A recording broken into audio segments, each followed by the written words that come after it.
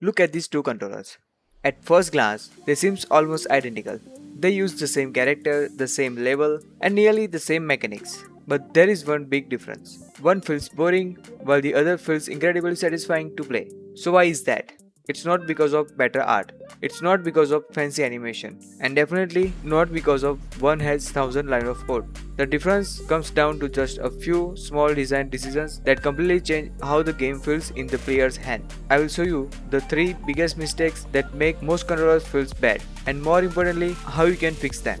One of the biggest misconceptions beginners have been thinking that a controller's job simply to move the player from one place to another. If the controller can walk and jump, the controller is finished, right? Not quite. Great controllers aren't built around movement. They are built around player experience. Every jump, every landing, and every change in direction sends feedback to the player. Those tiny moments determine whether your game feels responsive and enjoyable or stiff and frustrating. So let's look at 3 simple changes that can completely transform your controller.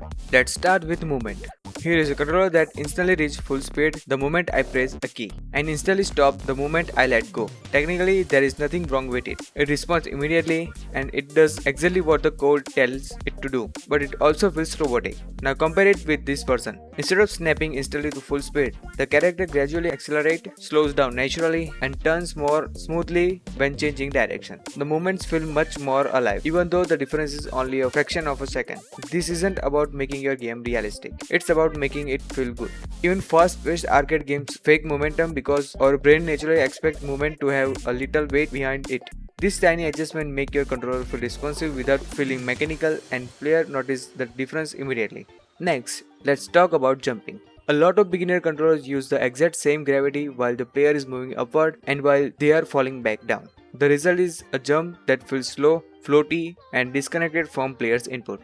Now, watch what happens after a few simple adjustments. The character still jumps just as high, but the upward movement feels stronger, the fall is quicker, and releasing the jump button only creates a small jump. Suddenly, the character feels much more responsive and easy to control. A satisfying jump isn't just about reaching the platformer.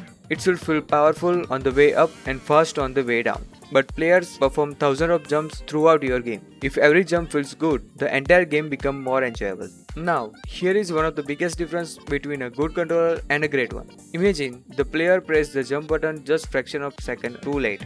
Technically, they missed the platform, so the game say no. Or maybe they press jump just before landing.